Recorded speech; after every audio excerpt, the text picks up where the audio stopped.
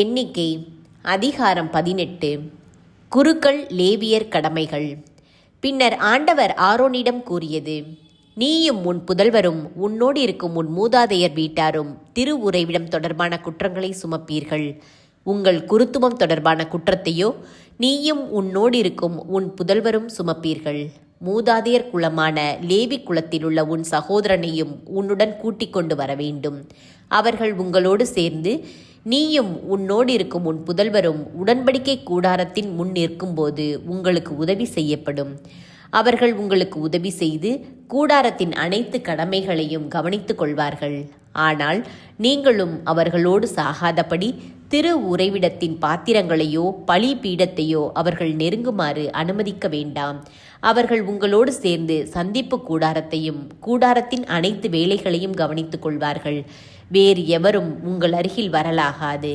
Israel மக்கள் மேல் இனி என்றுமே சினம் இராதபடி திரு உறைவிடத்தின் கடமைகளையும் பலிபீடத்தின் கடமைகளையும் நீங்களே கவனித்துக் கொள்ள வேண்டும். இதோ உங்கள் சகோதரராகிய லேவியரை இஸ்ரேல் மக்களிலிருந்து நான் தேர்ந்தெடுத்தேன். சந்திப்பு கூடார வேலை செய்ய அவர்கள் உங்களுக்கென ஆண்டவருக்காக அர்ப்பணிக்கப்பட்ட கொடையாவர். நீயும் உங்களோடு இருக்கும் உன் புதல்வரும் உங்கள் குருத்துவத்திற்கு உரியதை, அதாவது பலிபீடம் தொடர்பான அனைத்தையும் தொங்கு திரைகள் இருப்பதையும் கவனித்துக் கொள்ளுங்கள். நீங்கள் பணிபுரியும்படி உங்கள் குருத்துவத்தையும் ஒரு கொடையாகவே தருகிறேன். அவற்றை நெருங்குகிற வேறு எவனும் கொல்லப்படுவான். குருக்களின் பங்கு. மேலும் ஆண்டவர் ஆரோனிடம் கூறியது, இதோ எனக்கென உயர்த்தி படைக்கப்படும் படையல்களில் உன் பொறுப்பில் காக்கப்படும் எதையும், அதாவது இஸ்ரேல் மக்களில் அர்ப்பணிக்கப்பட்ட பொருள்கள் அனைத்தையும் உங்களுக்கு தந்துவிட்டேன். இது உனக்கும் உன் புதல்வருக்கும் என்றும் உள்ள நியமமாக விளங்கும். நெருப்புக்குட்படாத மிக புனிதமான பொருள்களில் உனக்குரியவை இதுவே. அவர்கள் எனக்கு அர்ப்பணிக்கிற அவர்களின் படையல், உணவு படையல், பாவம் போக்கும் படையல், குற்றநீக்க படையல் ஒவ்வொன்றும் உனக்கும் உன் புதல்வருக்கும் மிகவும் புனிதமானவை. மிகவும் தூய்மையான தளத்தில் நீ அதனை உண்பாய். ஆண்மகன் ஒவ்வொருவனும் அதனின்று உண்ணலாம். அது உனக்கு புனிதமானது. இஸ்ரேல் மக்கள் உயர்த்தி படைக்கும் படையல்களும் அவர்களின் அனைத்து ஆரத்தி படையல்களும் உன்னுடையவையே. இது உனக்கும் உன்னோடு இருக்கும் உன் புதல்வர் புதல்வியருக்கும் என்றும் உள்ள நியமமாக விளங்கும். உன் வீட்டில் தீட்டுப்படாத ஒவ்வொருவனும் அதிலிருந்து உண்ணலாம். உயர்தர எண்ணெய், உயர்தர திராட்சை ரசம், உயர்தர தானியம் அனைத்தையும் அவர்கள் ஆண்டவருக்கு செலுத்தும் முதற் பலன்களையும் நான் உனக்கு தருகிறேன். அவர்கள் நிலத்தின் முதற்கனிகளாக அவர்கள் ஆண்டவரிடம் கொண்டு வரும் அனைத்தும் உன்னுடையதே. உன் வீட்டில் தீட்டுப்படாத ஒவ்வொருவரும் அதிலிருந்து உண்ணலாம். இஸ்ரேலில் அர்ப்பணிக்கப்பட்ட பொருள் ஒவ்வொன்றும் உன்னுடையதாக இருக்கும். மனிதராயினும் விலங்காயினும் முதலில் கருப்பை திறக்கும் அனைத்தும் அவர்கள் ஆண்டவருக்கு படைக்கின்ற ஒவ்வொன்றும் உன்னுடையது.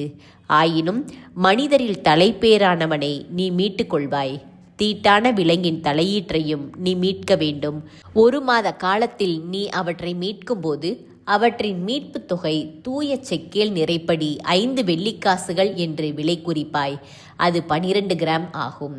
ஆனால் மாடு, ஆடு, வெள்ளாடு இவற்றின் தலையீற்றை நீ மீட்க வேண்டாம். அவை புனிதமானவை. அவற்றின் இரத்தத்தை நீ பலிபீடத்தின் மேல் தெளிப்பாய். அவற்றின் கொழுப்பை நெருப்பு பலியாக்குவாய். அது ஆண்டவருக்கு உகந்த நறுமணமாக விளங்கும். ஆரத்தி படையலாக அளிக்கப்படும் இறைச்சியான அவற்றின் மார்பகமும் முன்னம் தொடையும் உன்னை சேரும். இஸ்ரேல் மக்கள் ஆண்டவருக்கு உயர்த்தி படைக்கும் புனித படையல்கள் அனைத்தையும் நான் உனக்கும் உன்னோடு இருக்கும் உன் புதல்வர் புதல்வியருக்கும் என்றுமுள்ள நியமமாக தருகிறேன். இது உனக்கும் உன்னோடு இருக்கும் உன் வழிமரபுக்கும் ஆண்டவர் திருமுன் என்றுமுள்ள உப்பு உடன்படிக்கை ஆகும். மேலும் ஆண்டவர் ஆரோனிடம் கூறியது, அவர்கள் நாட்டில் உனக்கு உரிமை சொத்து எதுவும் இல்லை. அவர்களிடையே உனக்கு பங்கும் இல்லை. இஸ்ரேல் மக்களிடையே உனக்கு பங்கும் உரிமை சொத்தும் நானே. இஸ்ரேலின் 10 அனைத்தையும் லேவியருக்கு உரிமை சொத்தாக தந்திருக்கிறேன். சந்திப்பு கூடார பணியில் அவர்கள் ஏற்கும் பங்கிற்கு இதுவே கைமாறு. இது முதல் இஸ்ரேல் மக்கள் சந்திப்பு கூடாரத்தருகில் வரவேண்டாம். வந்தால் அவர்கள் பாவம் சுமந்து மாழ்வர். ஆனால் லேவியர் சந்திப்பு கூடாரத்தில் பணி செய்வர். அவர்கள் குற்றம் அவர்கள் மேலேயே இருக்கும். உங்கள் தலைமுறை தோறும் இது என்றும் உள்ள நியமமாக விளங்கும். இஸ்ரேல் மக்களிடையே அவர்களுக்கு உரிமை சொத்தாக ஏதுமில்லை. இஸ்ரேல் மக்கள் ஆண்டவருக்கு உயர்த்தி படைக்கும் படையலின் 10 நான் லேவியருக்கு உரிமை சொத்தாக கொடுத்தேன். எனவே இஸ்ரேல் மக்களிடையே அவர்களுக்கு உரிமை சொத்து ஏதுமில்லை என்று அவர்களை குறித்து கூறினேன். லேவியருக்குரிய 10 பின்னர் ஆண்டவர் மோசேயிடம் கூறியது, நீ லேவியரிடம் சொல்ல வேண்டியது, நான் இஸ்ரேல் மக்களிடமிருந்து உங்களுக்கு உரிமை சொத்தாக தந்த 10 அவர்களிடமிருந்து நீங்கள் எடுக்கும்போது நீங்களும் அதிலிருந்து ஒரு படையலை, அதாவது 10 ஆண்டவருக்கு உயர்த்தி படைக்க வேண்டும். அவ்வாறு அளிக்கும் உங்கள் படையல் போரடிக்கும் களத்தின் தானியமாகவும் திராட்சை பழ ஆலையின் ரசமாகவும் கருதப்படும். அப்படியே நீங்களும் இஸ்ரேல் மக்களிடமிருந்து பெற்றுக்கொள்ளுகின்ற உங்கள் 10 அனைத்திலும் இருந்து ஒரு படையலை ஆண்டவருக்கு உயர்த்தி படைப்பீர்கள். இவ்வாறு வரும் ஆண்டவரின் படையலை குரு ஆரோனுக்கு கொடுப்பீர்கள்.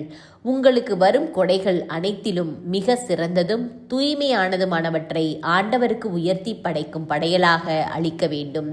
எனவே நீ அவர்களிடம் சொல்ல வேண்டியது, அதிலிருந்து மிக சிறப்பானதை நீங்கள் படைத்த பின் மீதியானது லேவியருக்கு போரடிக்கும் களத்தினின்றும் திராட்சை பழ ஆலையினின்றும் வர வேண்டியவையாக கருதப்படும். அதனை எவ்விடத்திலும் நீங்களும் உங்கள் வீட்டாரும் உண்ணலாம். அது சந்திப்பு கூடாரத்தில் நீங்கள் செய்யும் பணிக்காக வரும் கைமாறு ஆகும். நீங்கள் அதில் மிக சிறப்பானதை படைப்பதால் இந்த காரியத்தில் உங்கள் மேல் பாவம் இராது. நீங்கள் இஸ்ரேல் மக்களின் புனித பொருள்களை தீட்டுப்படுத்தாதிருங்கள், இல்லையேல் சாவீர்கள்.